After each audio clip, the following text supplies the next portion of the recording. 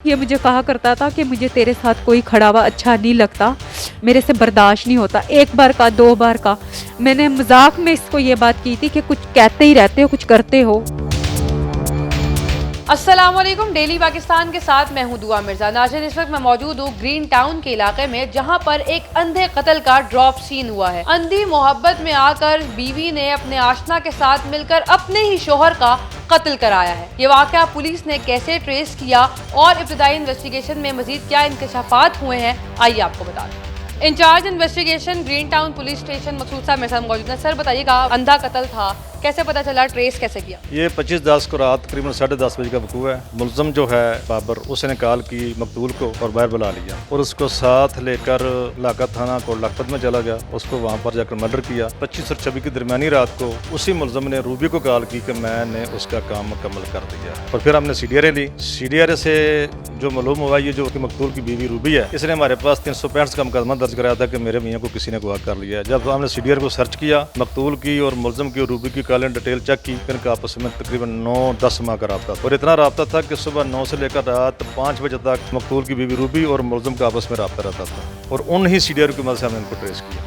बिल्कुल, आपने in charge investigation की बात सुनी। इंतजार जिसका कत्ल किया गया है, उसकी बीवी ने ही अपने शोहर को मरवाया है। रूबी क्या कहती है, आइए उससे आपकी बात करवाएं। मुलजिमा रूबी, जो कि मकतूल इंतजार की बीवी हैं, इन पर यह इल्जाम है कि इन्होंने अपने आशना के साथ मिलकर अपने शोहर को कत्ल करवाया है। इनके शोहर का जूतों का कारोबार था और वहाँ पर एक लड़का काम करता था जिसका नाम था सरफराज उर्फ बाबर। उस बाबर का इनके घर भी आना जाना था और इनके आपस में ताल्लुकात हुए और फिर इन्होंने प्लान करके अपने हस्बैंड को ही मरवा दिया। ये इन पर इल्जाम है। मुझे बताइएगा, क्या ऐसे ही हुआ था? जी बिल्कुल ऐसे ही हुआ है मैडम जी। मुझे तो पता भी नहीं है कि ये आज लेके जा रहा है मेरे खामन को, तो इसने मार देना है। लेकिन जब इसने मुझे फ़ोन किया और इसने मुझे धमकी दी, मैं उस टाइम डर गई थी, मुझे कुछ समझ नहीं आया। फिर भी मेरा दिल अंदर से पता नहीं क्यों ये गवाही दे रहा था कि मेरा मियाँ शायद ठीक है, ये शख्स मेरे से झूठ बोल रहा है। लेकिन जब उसकी लाश आई तो मुझे सबूत मिल गया कि ये शख्स ने मेरे मियाँ को वाकई मार दिया।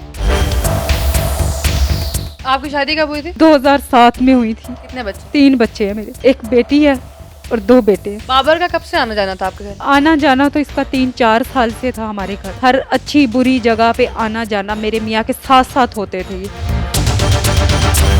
आपका इससे कोई ताल्लुक था?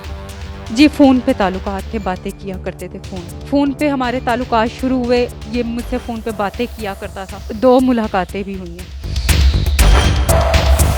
शोहर को जिसका नहीं पता? जी नहीं, उस शोहर को नहीं पता इस चीज़ का। लेकिन मैंने इस शख्स को ये कभी नहीं कहा था कि तू इमरान को मार दे, क्योंकि मेरे भी छोटे छोटे बच्चे थे और मेरे वालिद साहब भी नहीं है। हम सिर्फ बहनें हैं और मेरी एक ही बहन है जो मुझे सपोर्ट कर रही है। उसके अलावा मेरी और बहनें दूर हैं मुझसे। अगर आपने ये नहीं कहा था कि उसका कत्ल कर दो, फिर क्या कहा था? रास्ते से हटाने का कहा था? वो इस तरह बात हुई थी, ये मुझे कहा करता था कि मुझे तेरे साथ कोई खड़ा हुआ अच्छा नहीं लगता, मेरे से बर्दाश्त नहीं होता। एक बार का, 2 बार का मैंने मजाक में इसको ये बात की थी कि कुछ कहते ही रहते हो, कुछ करते हो। इससे आगे मैंने कोई बात नहीं की, इससे कुछ नहीं। और ये मुझे पता भी नहीं कि ये आज लेके जा रहा है, तो इसने मेरी ज़िंदगी को ना खराब कर देना। जब मुझे इसने फ़ोन किया, मुझे धमकी दी, उस टाइम मैडम मैं ज़रूर डर गई थी। यही सिर्फ मेरी गलती है कि मैं डर गई, मैं छुपा ली बात। और इससे ज़्यादा मैं मुलव्विस नहीं हूँ, मैं अपने शोहर का कत्ल नहीं करूँ। बहुत सारी खवातीन आपको देख रही हैं, क्या कहना चाहिए? मेरा गुनाह नहीं है, मुझे मेरे बच्चों की खातिर मेरा जितना गुनाह है, मुझे उस गुनाह के लिए माफ़ कर दिया जाए। मुझे मेरे बच्चों की खातिर मेरे पास कुछ नहीं रहा है, कुछ भी नहीं रहा है। बस मेरी यही अपील है कि मुझे माफ़ कर दिया जाए मेरे बच्चों की खातिर।